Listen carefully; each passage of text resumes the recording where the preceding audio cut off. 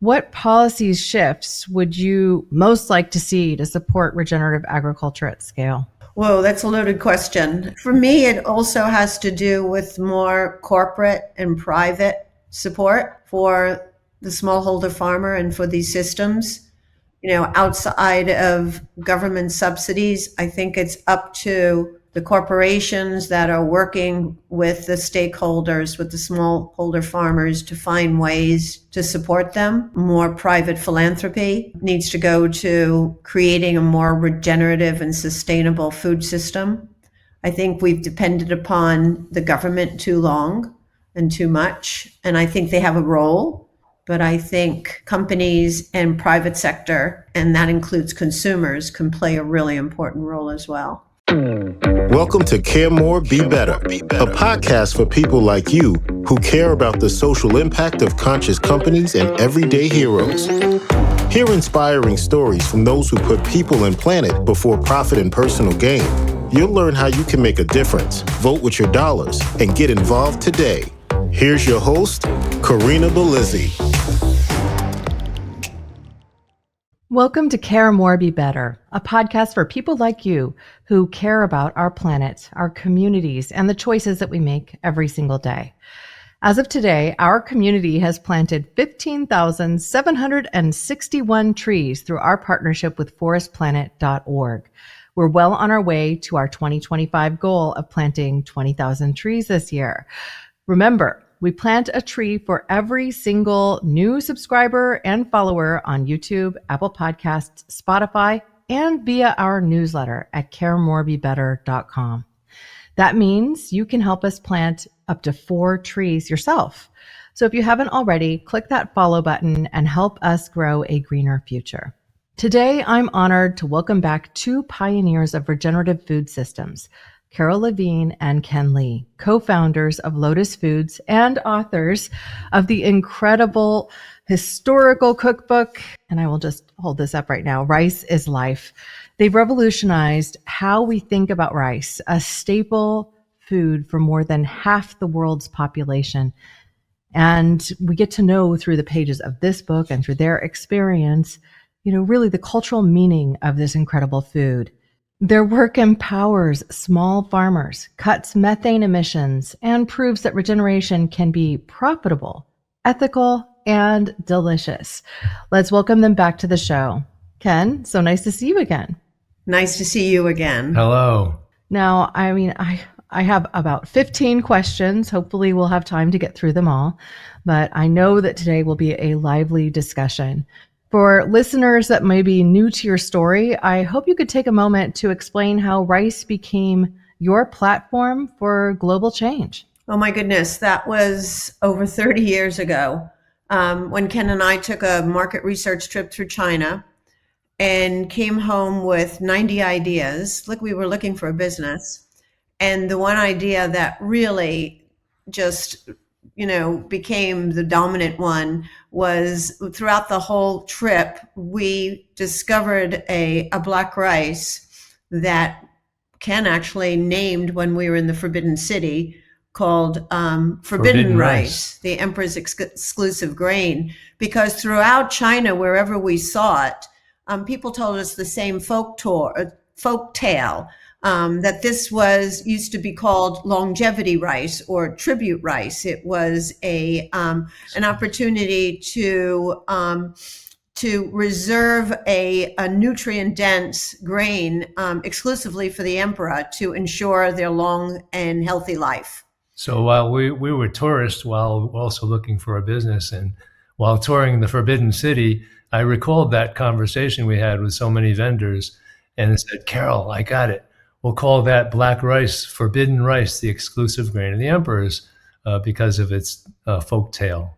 And it's interesting because when we launched this business, I told my father, who had a Chinese restaurant for many years, that we were in the rice business. And he's thinking, why did I put all 5 kids through college when all he could think of was the guy who was lugging 100-pound bags of rice into the restaurant and dumping them on this big pile. But he didn't quite understand, but eventually did, that this was more than just a commodity rice. But for us, it really taught us when we decided to go into the rice business and the natural foods business. We really evolved in that we found out about the plight of the smallholder farmer and the lack of rice biodiversity. There are hundreds of thousands of different varietals of rice that were being lost. And so the tenets of Lotus Foods was not only to partner with smallholder farmers who were growing rice more sustainably, but to give them access to a global market at a fair trade price to keep the biodiversity of rice alive. And the sad reality of it then, as it largely is now, is that a lot of these heirloom or traditional varieties of rice were existing only in seed banks and coming out of the fields and just being stored, which is a tremendous loss of biodiversity as people tried to start scaling up and working on cash crops. And so that's part of the background, is that we felt like there were so many really delicious and nutritious varieties of rice that people weren't aware of because of the forces of agribusiness. I'm just going to hold this up to the screen now because this is a page that showcases in your book the different colors that rice can be. And I have to tell you, Ken, when I first heard forbidden rice, I just thought that's what it was called. So by the time I saw it on your packaging, I didn't realize that you brought that to this land. That's kind of incredible. We became the pioneers of pigmented rice, not only the black rice, but also the Bhutanese Red Rice, which is also another fantastic story that we can say for another time. But we've actually had to police the trademark all these years because it is a trademark of Lotus Foods. It's not what the rice was called. And so, yes, when it becomes generic and people are just calling it forbidden rice, that's actually not a good thing for us. So we've had to police it as much as possible and tell people that, it is a trademark name. Yeah. And what I can say is that, frankly, I've used several of the recipes in this book now. One of the things I loved about this is this book hit me at a time when I was going mostly plant-based. And after I discovered that I have food sensitivity to quinoa, and I had used quinoa in so many dishes. So the reality is that you helped me discover through recipes in the book ways in which I could replace this earlier love of quinoa with things like black rice or that red rice. And I mean, I now have 4 different varieties of rice in my cabinet before I just had brown rice and white rice, So it's amazing the flavor profiles that are unique to each of them as well. And I think that a work like this and the work that you're doing through Lotus Foods also helps people discover food, discover different ways to integrate great nutrition into their lives. It's a great point you're making. I remember when we first started the business, we didn't have money to put fancy packaging around it to sell in stores. So we started with chefs. And I think just what you touched on in terms of the flavor profile, I remember several chefs telling me when I showed them the black rice and the red rice, they said, "Ken, this will be outstanding on a big white plate as opposed to just white rice. But if this doesn't taste good, then you made one sale and that's all." But obviously, these heirloom varieties, I always use the example of heirloom tomatoes. They just taste better than the regular conventionally sold tomatoes. And I think the same is true of rice. Well, rice has always been looked at as a commodity.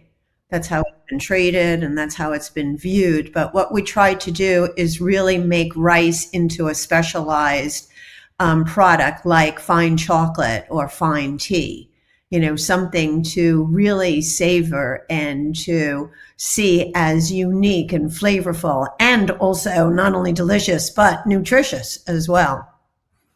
And Corinna, I just wanted to go back to the thing about saying we had to police our mark. It's not like we're trying to hoard black rice to ourselves, just the name, so this is an important point because seed sovereignty, food sovereignty is a huge issue. There are forces out there who want to criminalize people who save seeds and kind of continue to toe the line of multinational businesses who are selling seeds and the chemicals that go along with it.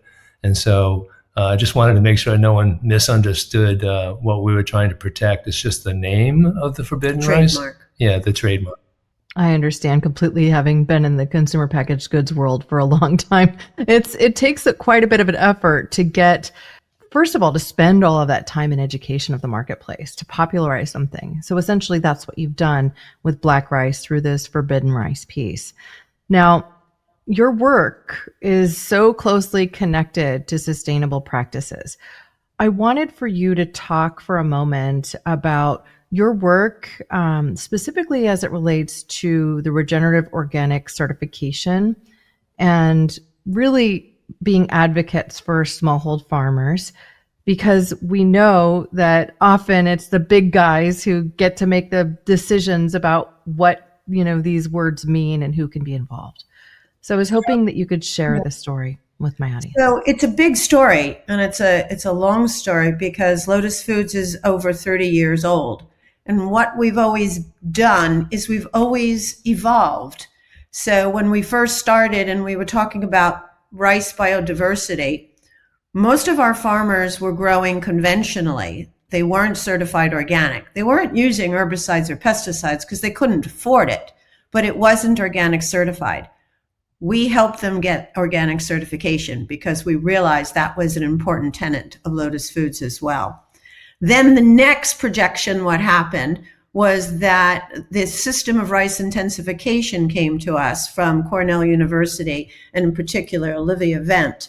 And basically, this was an agroecological methodology for growing rice that used less water, less seeds, no agrochemicals. And just by adopting 6 easy principles, farmers could potentially get double and triple their yields and also mitigate methane emissions. That was huge for us, because just by the way we change how we grow rice, we can have economic, social, and environmental impacts. And then all of a sudden, so we became totally committed to that. Then when Rodale and Dr. Bronner's started the pilot project for the regenerative organic certification, we were asked to be part of the pilot program. And at the time, we were actually on the fence. Oh my goodness, did we need another bug on our label? Already consumers were confused by the non-GMO verification project, kosher, Rainforest Alliance, organic, and yes, and also we felt this might be a little bit elitist and a very high bar, but there was actually something really, really significant and good about it, because if you look at the word sustainability, it means sustain, meaning to keep level.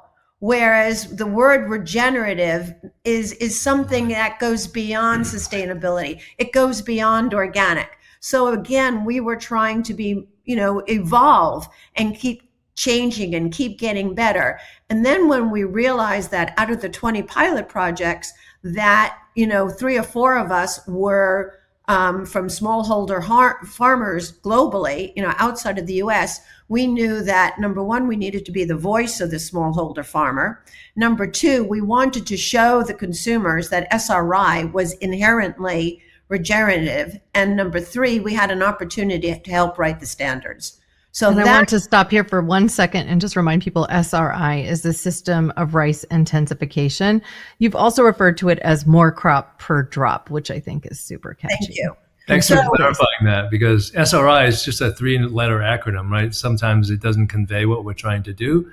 So we coined the phrase more crop per drop, referring to Carol's, what she said about using less water. Let me just finish, though. I just wanted to say those were the reasons why we decided to do the ROC certification. And Lotus Foods became the first ROC certified rice in the world, and actually the very first to get a gold standard and certification as well. So we're pretty proud of that. Well, it's a huge accomplishment. And to your point earlier about what I referred to as this over-badgification of marketed products, like when you get into packaged goods, and rice is basically a packaged good. You have to have it in a box or in a bag in order to buy it and take it home. And if you shop the aisles, you might see several brands that you may not really have heard of before, and a couple industry leaders. And sometimes you see non-GMO, organic, sometimes you see fair trade, sometimes you don't. And there can be this kind of crowded space on that front of package. And then each of those certifications comes with a cost. I understand that the Regenerative Organic certification really wants to be the one certification that encompasses all of these things. How have you found that to come through in your marketing strategies, and does it work? Well, I think one thing I'll point out is when you talked about cost, that's a real thing, especially for smallholder farmers. Mm-hmm. I think one of the really nice things that ROC did, or the Regenerative Organic Association or Alliance. Regenerative Organics Alliance, what they did was, instead of having their own certifiers go out into the field and do their work, they could just rely on what's already being done. So Regenerative Organic certification is fair trade as well as organic certified, so they can piggyback on the efforts of the auditors already in the field and just add a few questions about it's animal safety, or what is it? Animal welfare. Animal welfare, which for our farmers doesn't really apply because they're not selling animal type of products. And so I think that was a good move in terms of being able to take existing resources and use them towards the certification for ROC. And I think I just want to add, the reason why we're so high on ROC and committed to ROC is that the baseline for this certification is organic and fair trade. And to me, those are two very, very important baselines. Yeah, so when you think about regenerative and trying to impact the whole living system, you have to involve the farmers, thus the fair trade portion. You have to involve the soil, which is, you look at the IPCC report that came out that talked about we have a finite amount of harvest left in the soil because of the extractive practices that we've deployed, which is a horrifying notion. If you're saying soil will lose its capacity to grow food. So these are like big issues, and I think that's why ROC is so important. Well, also as an organic company for the last 28 plus years, it's very difficult for us to say the word regenerative with not being synonymous with organic. And there are regenerative terms out there that do not include organic, that they're still using herbicides and pesticides. And that's where we personally disagree. There's a way that you can get to that point. But to me, if you're truly regenerative, it's got to be grown without herbicides or pesticides. And I would just add, I think we need a broad movement that, for those regenerative kind of paradigms which don't require organic, okay, but let's move in that direction, and hopefully they can adopt as they go, and through continuous improvement get there, because it's a really important factor that we really steward the resources we have on the planet. Yeah, I understand Regenified does allow some pesticides even at their final stages, but that they're really working to try and get their farmers through multiple stages to dramatically reduce their use of, let's just say, those chemical inputs through a variety of methods. But I think that's also because they're trying to appeal to cattle ranchers and things like that. And, costs of grains and things along those lines are quite expensive. So, heck, I've had horses in my life, and I've seen the price of a bale of alfalfa go from $20 to $45 just in the last few years. So it's a real cost when you're even doing grass-fed cattle and things along those lines, because you often have to augment their feed for at least part of the season. Yeah, so I just wanted to add, when you talk about whatever certification or not certification in terms of regenerative, when I think of regenerative in terms of the smallholder farmers that we're working with, and of course, as we mentioned, we're big advocates of SRI, or more crop per drop. Mm-hmm. But in some places, they really can't control the water. And the reason that SRI can mitigate methane emissions is because the fields are not continuously flooded. So when you have continuously flooded fields, the microbial conditions warrant that it produces methane. And so, so some people just can't do SRI or won't do SRI for one reason or another. But there's other practices that are out there, like if in a flooded field, the use of azolla, and I'm not sure how you spell azolla, but it's this kind of stuff that goes on top of the flooded field, and it actually absorbs the methane and becomes a nitrogen fixer. And so there's other bio methods that I've heard about also prevents methane emissions as well. So we're for any inputs that are natural, like biochar, or folks are doing. There's just so many examples. People are producing their own inputs, is my point, because when you have to buy the inputs, that's another cost for farmers who are already under tremendous threat of economic risk in terms of the going into debt, and that's a big thing in terms of farming nowadays, as it's always been. Yeah, azolla, people might also know as duckweed. It's an aquatic plant that grows very fast. I have introduced it to my fish tank before and been overwhelmed by it. But it really is a bright green right on the surface of the water and does fix nitrogen. It's actually written about in Paul Hawkins' work, Regeneration, Ending the Climate Crisis in One Generation as well. He features that in one section. I love that. I just remembered is bokashi is another thing that farmers can fix for themselves to use as inputs for the soil. Natural fertilizer. Yeah, mm-hmm. I mean, there's many things that farmers are very resilient and innovative, and so we support all those things as opposed to having to resort to synthetic fertilizers or chemicals. Yeah, 100%. Now, you've said to this point, rice isn't an aquatic plant, and that idea, I think, flips a common assumption by people. How hard has it been for farmers who have shifted away from flooded fields to make these changes? I think it's difficult on many levels. I think there's an inertia for people to change. I mean, we think about our own New Year's resolutions and how quickly they disappear sometimes. It's just hard to change. And then when you talk about rice production, that's been going on for centuries. It's hard for people to change that as well.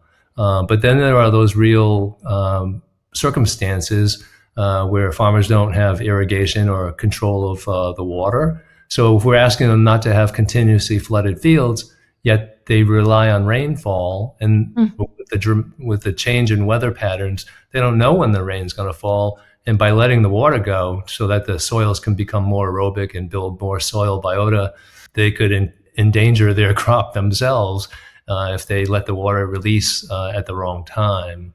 Water management is probably the biggest challenge in adoption of SRI, but that's only one of potentially 6 things that you can do. And even if you do one of the 6 outside of, or 4 of the 6 outside of the water management, you're still going to get some benefits. Like if you do 10 to 15 day old seeds versus the normal 30 to 40 day old seeds. So these are younger seedlings that are given more spacing instead of putting them, all bunched together. So imagine when you have a vegetable garden and you have a row of beets or carrots, and if everything is bunched together, your crop is going to be very tiny because you're not giving it enough room to grow. So if you take one seedling of rice and you put it in a grids pattern and you actually leave more spacing, you're going to get more photosynthesis, therefore more profuse tillering. And you get actually a larger root ball, which is really important in rice too, because at the end of the season, if you have a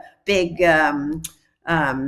hurricane or very wet monsoon winds, the plant will fall over. It's called lodging, and then it becomes very difficult to harvest. So there are so many other benefits of these 6 tenets of SRI beyond the wetting that the farmers can do. And Caryl mentioned this planting in a grid pattern. And the reason for that is when you let the water go, you also allow the circumstances where weeds can now compete with the rice. Because that actually was the real reason for flooding a field, was to mitigate the weeds, not because rice grows profusely in water. It learned to survive in water. It doesn't thrive in water. I don't know the history of it, but I imagine it was, a farmer saw there was a big flood and oh, the rice is still growing, and oh, there's no weeds. So, I mean, who knows how this growing under flooded fields started, but it is a problem in terms of methane.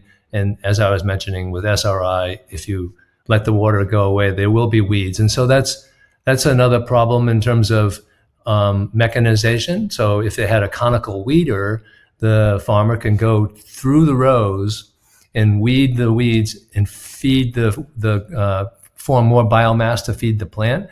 And then more importantly, when they're weeding, it's turning the soil a little bit, not very deep. It's not like 10-inch disc, but just maybe a couple inches. And it creates airflow, which actually helps to build the soil.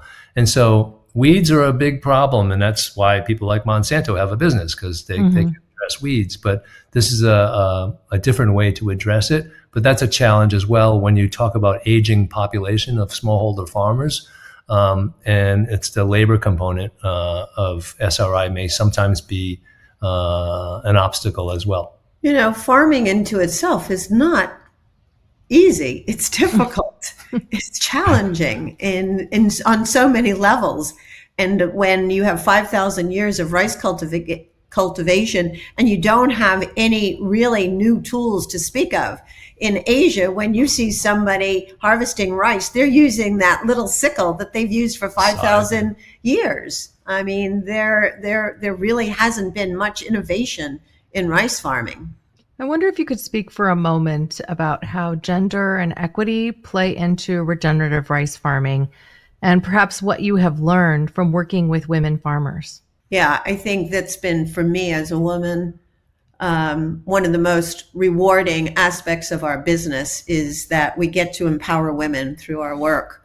So there's something called the Feminization of Agriculture. And what that really means is that the men, because rice was so and is so unsustainable, meaning farming income, income wise, that they've often had to leave the farm and go to the city for income generating jobs. And that left, along with the rearing of the children and the cooking and the cleaning and the household chores, it left the farming to the women as well. So with SRI, what the women have told us time and time again throughout all the areas that we work is that with SRI, they can actually get out in the field early in the morning and do their chores before the sun gets incredibly hot. And then they still have plenty of time during the day to do all the other things that women do. And that it's been a real labor saving. And when Ken talked about that conical weeder, the women are standing straight up in the fields using this push machine versus bending down and picking out weeds. And that's really saved their backs, because truly rice has been grown on the backs of women's labor for centuries. And this really gives them an opportunity to stay upright. Sometimes we'll visit a farming community and we'll see women walking around hunched over because they've been doing that type of work so long that they no longer can stand up straight. And so that's kind of a sad commentary on the farming practices and the lack of innovation in terms of tools to remove the drudgery of the act. I think the only thing that comes to mind for me that's more positive is that when women have taken a lead role, leadership, they've become leaders within the community and have embraced more entrepreneurial activities, whether it's mushroom farming on logs or various things that people have, because I think maybe the beauty of SRI is maybe it's like that butterfly effect. You teach them about a new innovative way to grow rice, and then all of a sudden they're thinking about innovative ways to do other things and become more entrepreneurial, which further raises the livelihood of the community. And I think we're seeing some this whole feminization of agriculture, where the men have come back to the communities. Maybe it's that weeder Caryl mentioned. Anytime you get a mechanized device, men want to jump in there and do that. So who knows? But I think that the overall impact is bringing communities back together. And the leadership, that the women's role, that not only for entrepreneurship, but also they become leaders in the community, because SRI is a grassroots entity that actually it's being passed down from villager to villager, and the women are doing farmer to farmer, and the women are doing a lot of that leadership. Now, I wanted to circle back to a conversation we had a little bit earlier about the different colored rices that you have, specifically to dive into this topic of nutrition, equity, and consumer impact. Now, rice is a powerful source of nutrition, especially for those like me who have developed some food sensitivities. Like I can't eat broccoli. I also can't eat quinoa. What should more people understand about rice varieties and health benefits? So whole grains, really, truly important. So a lot of people don't understand that the rice comes out of the harvest. There's a hard hull on it, and when you extract that hull, that protects the rice. When you extract that hull, you either have a brown, black, or red rice underneath that hull. If you take a mill and you scrape off that brown, black, or red, that's the bran layer. You're going to get white rice. And that's what 3/4 of the world's population eats. And so therefore, all the nutrition is in that bran layer. And so if we can just teach more people to eat a brown, a black, or a red rice, and a good way to do this is also start mixing it first. Do half and half. And then once you get used to the texture and the color, then maybe you can, do all brown, all black, all red, or whatever. But that's really where all the nutrition comes in. And then also, of course, if you go back just to the soil, it's really when you've got healthy soil, you're going to get healthy rice or healthy food, because all the phytonutrients, all the micronutrients that is in the soil, especially with rice, because rice is grown with so much water, gets taken up by the roots that go into then the plant itself. Well, I think the uptake is from those roots diving down deeper. So if you have to think about a flooded field, do the root systems need to go down into the ground deeper to get the water? Not really. But when you have alternate wetting where the field's not continuously flooded, the roots do dive deeper. And when Caryl earlier mentioned that the root ball is bigger, think of a bigger, better foundation for the plant. That's why monsoon winds can't knock over those plants. But then when you're talking about nutrition, you're getting more nutrition out of the soil with a deeper, larger root. Yeah, so then we're getting back into soil health, and that's really super important. I remember there was a report, I think it was was it FDA? They said that there's no difference in nutritional value between organic food and conventionally grown food. I think that was a study done. And I think they were just looking at macronutrients or NPK. Right, and but micronutrients and phytonutrients are really more important than anything else. And so what micronutrients, beyond fiber and starch, what micronutrients are really... magnesium, potassium. I should know that. I don't know. There's a lot, but I'm sorry, it doesn't just come right up to me. I should say protein too, of course, because rice is a great source for protein. Yeah. Well, the protein also from the brown rice, right? More protein in a whole grain rice than in a white rice. And there's just so many more nutrients in a whole grain rice than in a white rice. We'll have to go on the micronutrients. There's a great book by David Montgomery that talks about the uptick in phyto and micronutrients in food when in healthy soils. What's the book called? What Your Food Eats? What Your Food Eats. Something like that. Great. I'll put that with show notes. Now, just thinking about all the varieties of rice available, from wild rice to black rice to this beautiful red rice that you also have. I think about the only real drawback from white rice to these other grains, or the complete rice rather, is just that it takes a little longer to cook. Do you have any secrets for how to make cooking a black rice or a red rice or a brown rice a little easier for people to integrate? That question has always perplexed me. I grew up of course, in a Chinese home, and if you start the rice first and then set out to cooking whatever you're going to eat with the rice is pretty much done by the time you've chopped up all your vegetables and prepared all your rest of your ingredients and actually cooked it. So for example, our black rice takes about 30 minutes to cook. I think a lot of whole grains, especially ones that are grown here in the US, maybe take 45 minutes for brown rice. So that can be a little bit of time for folks. So especially people with busy schedules. We also have a product that's a retort product, which is already cooked rice in a bag that's shelf stable. And that's just 90 seconds in a microwave. But they're really, for a whole grain rice, I don't think there's really a lot of workarounds in terms of shortening the time.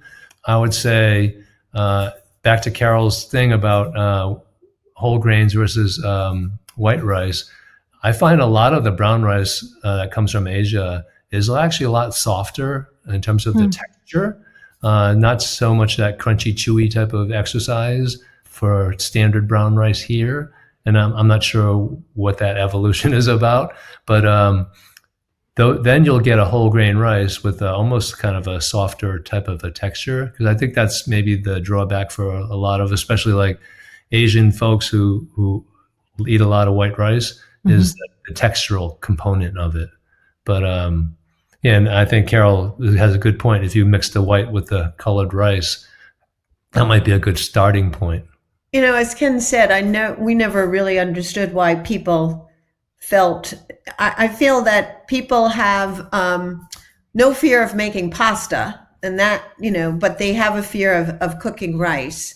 And you could actually cook rice like pasta too. Yeah. And then just pour off the excess water. The pasta's only 10 minutes. Yeah, 10 to 12 minutes. Yeah. But we do have a Kalajira rice that cooks up in 10 minutes.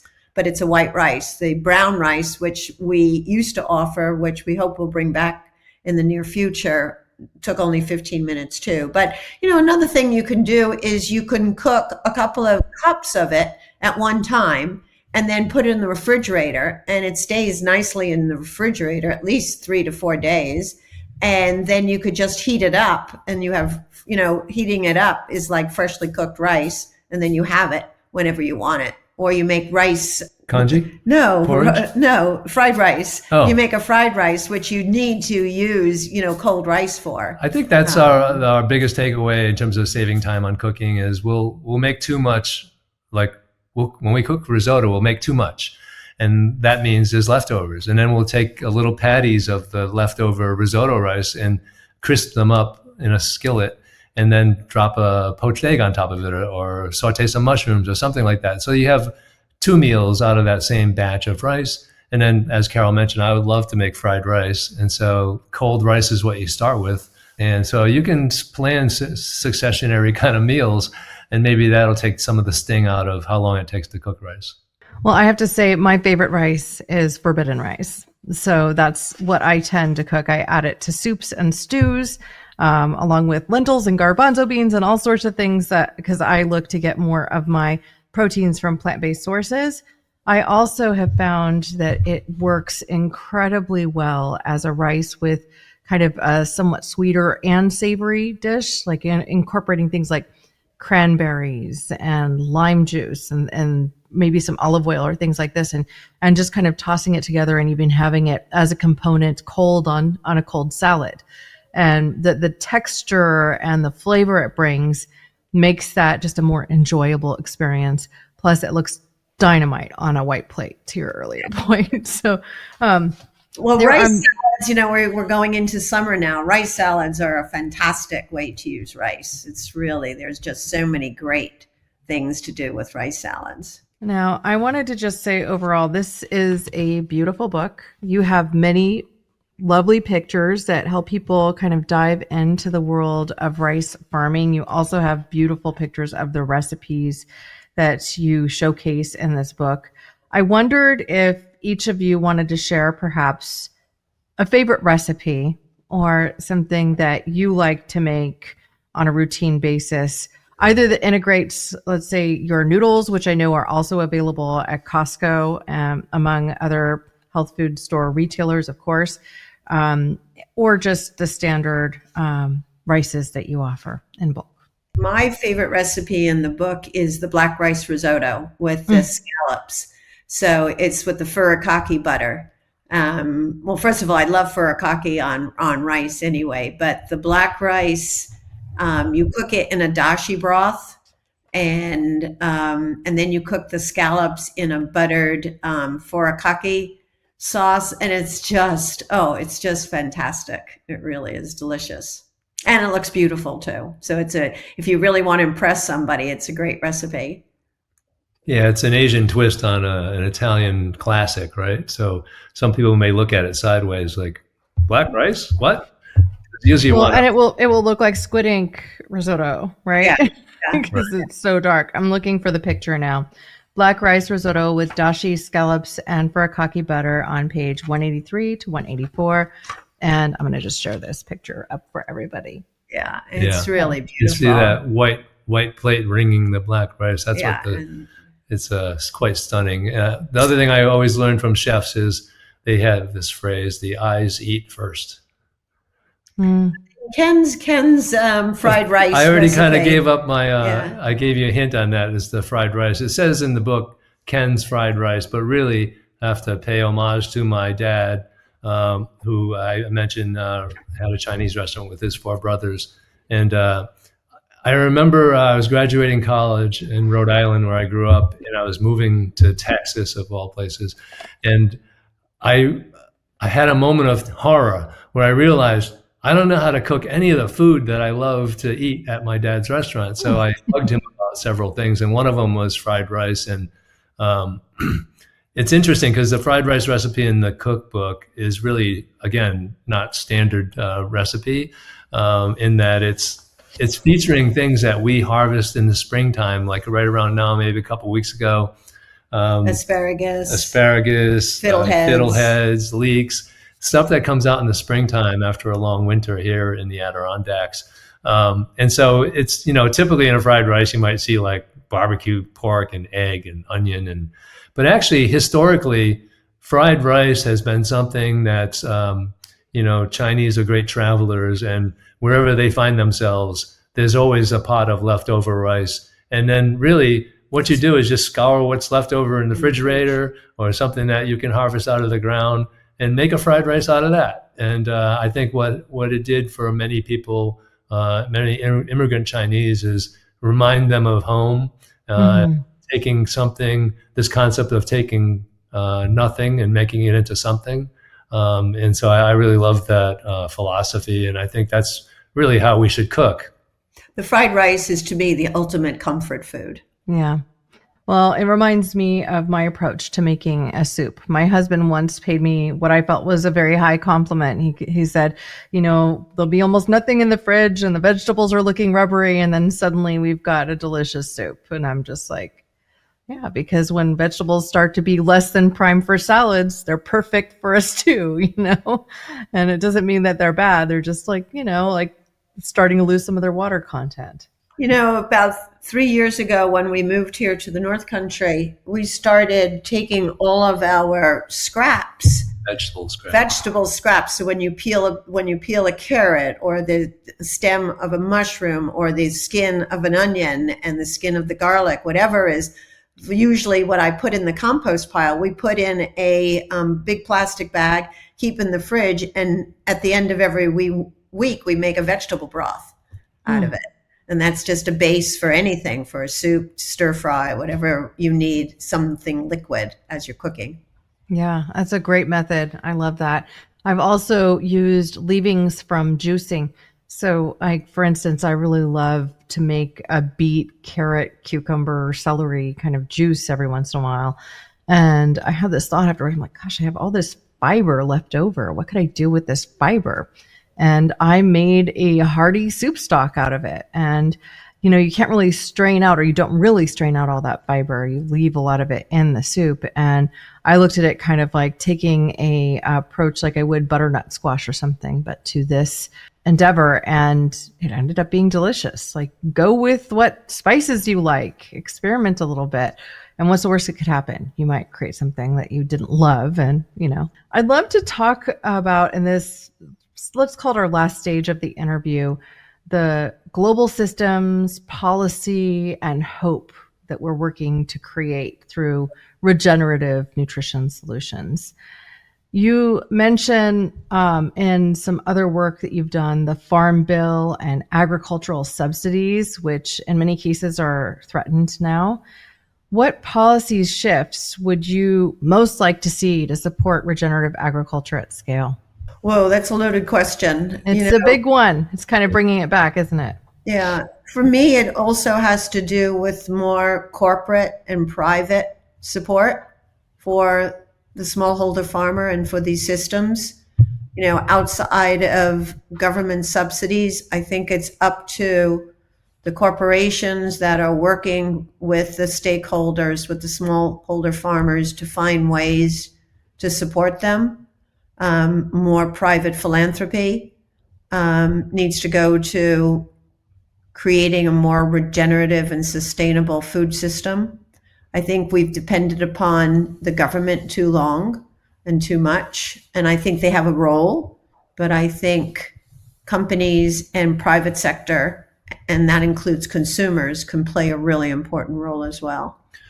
Yeah, it is a great question, and I'm struggling with it because I've been trying to get involved with policy, but I think all along our main objective was to just try to change the system from within. I think a lot of what we've done has resonated with consumers. We've seen in down economies where our core consumer was still there, even though it was, you would think they would just go to less expensive agribusiness offerings. But I think there is a place for policy. I think obviously if policy could make some big changes in terms of supporting regenerative agriculture or healthy foods instead of just supporting corn and soybean, and supporting actually growing of things instead of paying people not to grow things. There's lots of problems with policy right now, and policy can move the needle for so many people. But for now, I see it as a grassroots type of movement. Politicians will follow if the popularity of consumer habits show that that's popular, and they just want to get the votes. But I see now when people are trying to say they're telling a regenerative story. So like big companies will tell suppliers like ourselves, like, you need to commit to this. And it involves us, spending more money to prove, to monitor and verify the type of metrics that they're looking for, to say that they're checking a box and saying, look how great we are. I mean, I'm sounding a little bit skeptical, but I think when the burden just falls to the supplier consistently and also falls to the grower consistently, then this is part of the problem. Yeah, I would tend to agree. You spoke about pricing, and I know that this is a delicate balance for any brand, in particular when you're in what is a perceived commodity arena. Can you speak to how Lotus Foods balances accessibility with premium sourcing and pricing, particularly as it might relate to food insecure communities? Well, you can find our products in Walmart, where, to me, being accessible to the mass grocery market is really important, because that's really where most of the people shop. And, we've been very fortunate to be in Costco with the millet and brown rice, ramen 12-pack. It's the cost of food is expensive. And I think Americans have always thought that food should be cheap. And unfortunately, the growing of food has never been cheap. It's just the farmers haven't gotten their payday, haven't gotten what they really deserve for their products. So it's difficult because, yes, there are some people who just can't afford our products. But we really try to, because we're trying to give the farmer as much fair trade price as possible, because they're the ones who are growing the product. So it's a huge balance between the farmer, the consumer, and the manufacturer. It's got to be a win-win for everybody, and that's what we try to do. Yeah, again, your questions are getting harder and harder, Corinna. But these are some of the real issues, right? And yeah, they are. I think for us, when we talk about SRI and less is more paradigm, using less water, less seed, no agrochemicals, and farmers getting bigger yields, that would implicitly imply that the cost could go down. But we're still a relatively small company, and we're still working with smallholder farmers, and there's lots of obstacles on the ground, on farm level. And so what we're trying to do now, and it's difficult with all the kind of tariff madness that's going on and the uncertainty that entails. What we're trying to do now is really build up the capacity at the farm level. So for instance, when we bring in a container of rice, and then we have to receive it at the port and then ship it to some place to be additionally cleaned, and then ship it to a place to be packaged, and then ship it back to our warehouse. There's a lot of shipping. There's a lot of hand holding of the products that drives up the cost. So if we can work with our farming communities and bring those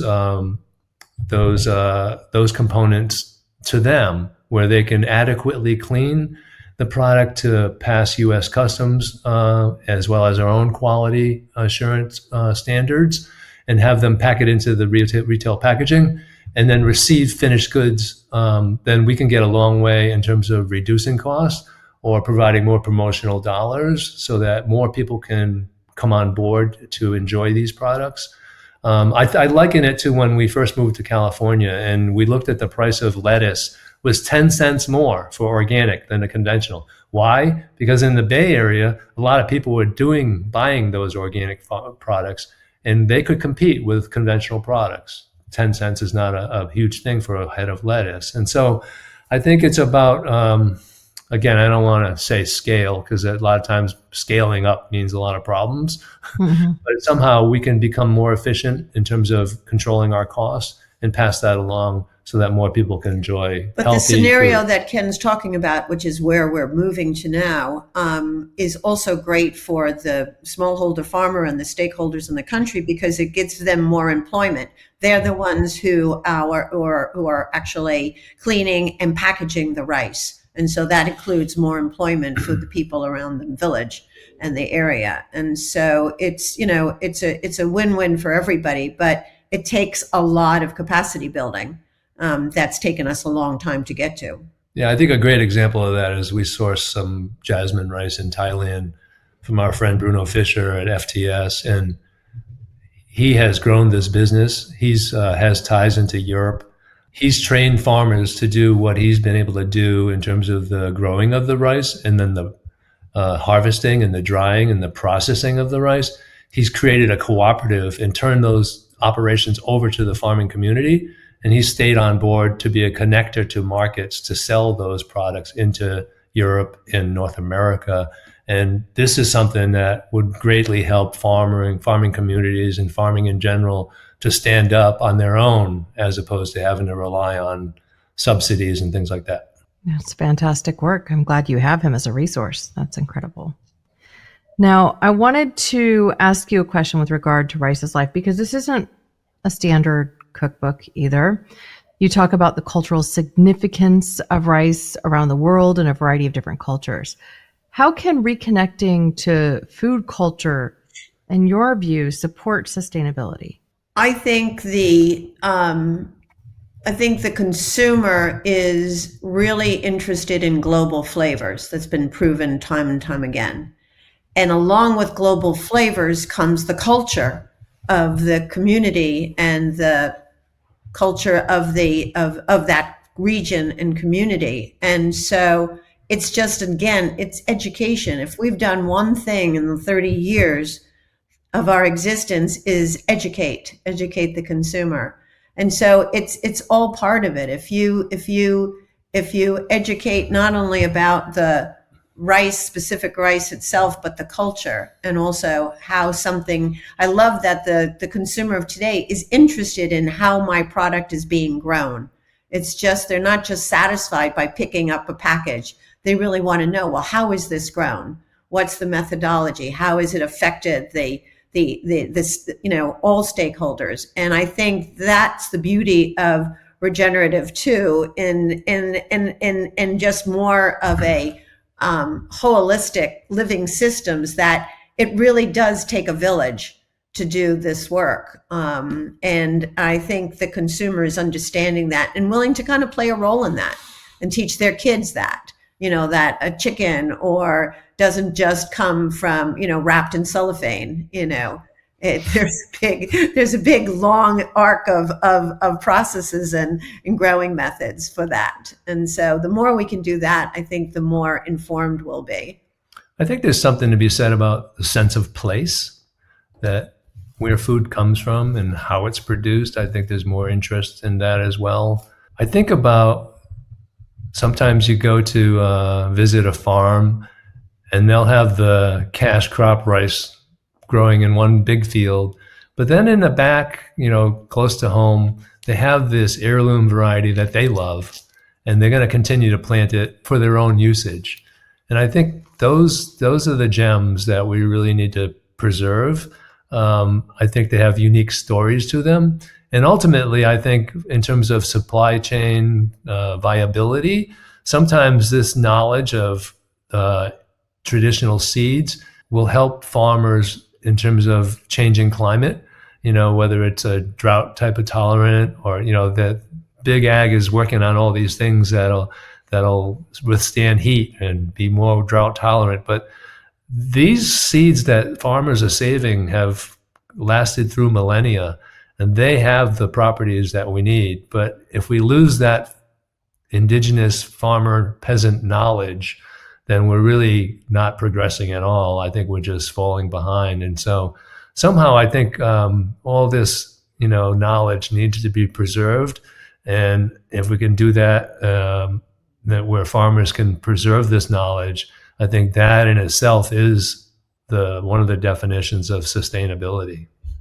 Also in the book, there are 2 recipes by 2 different farming groups, one in India and one in Thailand, and they share their favorite recipe and how they make it and how they use the rice. And so it's a really nice connection to their culture. That's lovely.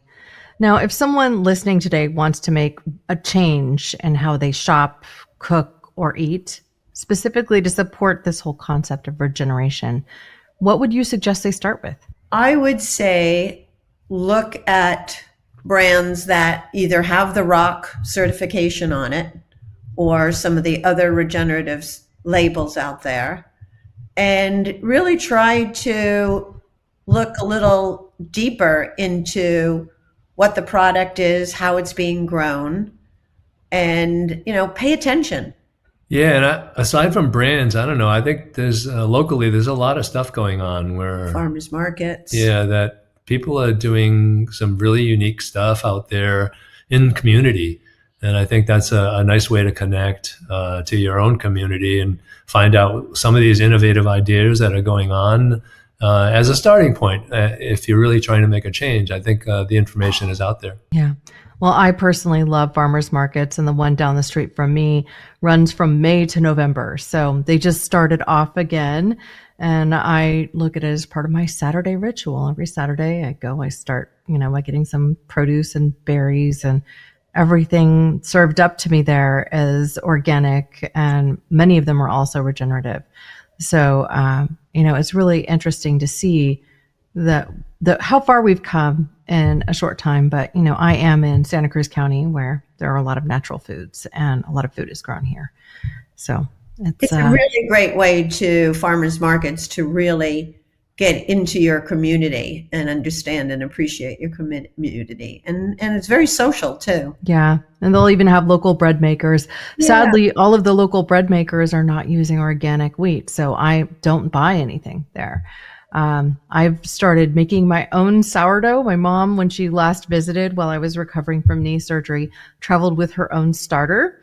And so I've been now creating this new ritual for where every week I make my own sourdough, and it tastes fantastic, and it's made with organic wheat, and it's got a story behind it, and it's a family sourdough starter. So that's, getting into the kitchen is the thing I try to advocate for. And so I feel like your book is a really great connection point to remind people that they can just do a weekly shopping venture and get some of these vegetables and fruits that they may be a little less familiar with and try to explore different flavors. And, if you're working with rice as a staple, then having a cookbook that helps you explore rice with all these different unique flavors, I think is really, really good. So I would tell people they should also pick up your book. Now, thank you. As we prepare to wrap, I really would hope to hear from you what your vision for Lotus Foods 10 years from now might be. You've both been in this for so long, 30 years. I wonder what that legacy is you hope to leave behind. So actually, it already started. So Ken and I have transitioned in the last 2 years. We're no longer CEOs, we're founders. And so Lotus Foods is now being managed by a wonderful gentleman named Andrew Burke, who has been with us for over 6 years, started as our first C-suite president and COO. But what's so wonderful now is other members of the management team are traveling to the farmers. And so Jake Ellerbrook, our director of marketing, and our newest member of our team, Claire, who is our first impact manager, just spent 10 days in Thailand and, visiting the farmers, visiting the manufacturer. And just, it warms our heart when Jake talks about profuse tillering that he saw in the fields, things that, Ken and I always did. It's just wonderful. But what we've been able to do with these new farmers, so we've had to, we started our first supply chain with the forbidden rice that we so talked about in China. And in 2019, after the first Trump tariffs, we had to start looking at alternative sourcing from outside of China because the tariffs just became totally unsustainable. So we went to Thailand, and what that was enabling us to do was work directly with a new set of farmers, trying to get them into SRI and more regenerative farming methods, and basically increasing our impact with a whole new group of farmers from the ground floor. And that's been really rewarding. And so now these farmers are growing the rices that are being used, and the two manufacturers that we have making our rice ramen and our rice noodles. So we're becoming integrated into the whole process in Thailand itself, from the farm to the end product. And that's really, really impactful and very, very exciting for us. Yeah, and just to kind of add to that, Caryl and I did all the exploration in the past to start with an idea, to build a company. And now there's other folks we've passed that on, and other people are doing the same work. We've had to try to establish alternative suppliers, and I don't know how many, 30 countries or so we've scoured to try and find products to replace these high tariff items. And it's very painful because we've had tremendous partners in China, but we've always had too much concentration. So this allows us to kind of move forward. And deepen our impact. Yeah, but it's other people doing the work, which is very heartening because, we kind of kept this to ourselves, Caryl and I, where we'd be the only ones traveling, but more people are doing it. And we feel so fortunate that people love the mission and want to continue to do that. And so, we serve on the board now. And so we think this whole idea of regenerative governance, how the board thinks and makes decisions, can infiltrate into the company itself and perpetuate the mission and values of the company for the next 30 years. So we're very optimistic about, amidst all the challenges and the headwinds, that there's still a whole lot more to do. And we always like to say we feel like an overnight success that took 30 years. And really, we're just starting over again, in a sense. Or we feel like we've just begun, even though we've been doing it for such a long time. Well, I'm thrilled for you both, and being able to pass the torch to the next generation and to capable management team to take this forward to impact more people, more farmers, I think is just incredible. So before we close, I want to remind our listeners that your beautiful book, Rice is Life, is available through lotusfoods.com and wherever books are sold. I also keep it in my Amazon shop. And if you follow the link in this podcast, I will get a very small commission for that, but it helps to keep the lights on. Now, this book, I feel, is more than a cookbook. It's a story of transformation, resilience, and global food culture. So I love it. It's got, a little dust on its spine because it sits in my kitchen. And there's some stains on some of the pages, but that's how every cookbook should live, in my opinion. Absolutely. Now, as we close, I wondered if you had any thoughts that you'd like to leave our audience with or another call to action. The stage is yours. I think the seed sovereignty that Ken talked about before is really going to be super, super important, and something in the coming years you'll hear more about. And I think it's incredibly important, and people just to start educating themselves about. But I just also feel everybody has a role to play. And if everybody does a little bit, not only to nourish themselves and their family, but the earth will all be in much better shape. Yeah, I keep thinking of the phrase, what we do to the people, we do to the planet. And I think somehow if we can connect the thread, and somehow the ideas will come to people if they think about the interconnectivity of everything. Yeah, for certain. Well, thank you. I love that heart-centered closing word, Ken. Caryl, Ken, thank you so much for joining me today, for sharing your vision. I know that this audience, I know that this conversation has inspired the people listening today to think differently about what's on their plate and what kind of future we're all planting together. I love the concept of rice intensification, building more crop per drop, really building that more regenerative and sustainable future. Thank you for all you've done for the past 30 years and all you continue to do. Thank you too. Keep up the great work. Yeah, thanks for the platform to share some of our ideas. Thank you. If you're moved by the messages that we shared today, please follow or subscribe on your favorite platform and help us plant more trees. We've already reached 15,761 of our 20,000 goal for 2025. And as you have a chance, I'd love for you to visit lotusfoods.com to learn more, try their delicious rices, and grab your copy of Rice is Life.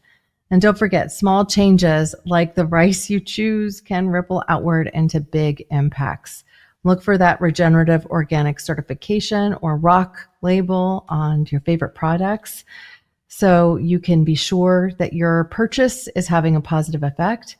And until next time, I want to invite you to stay curious, stay compassionate, and remember to care more and be better.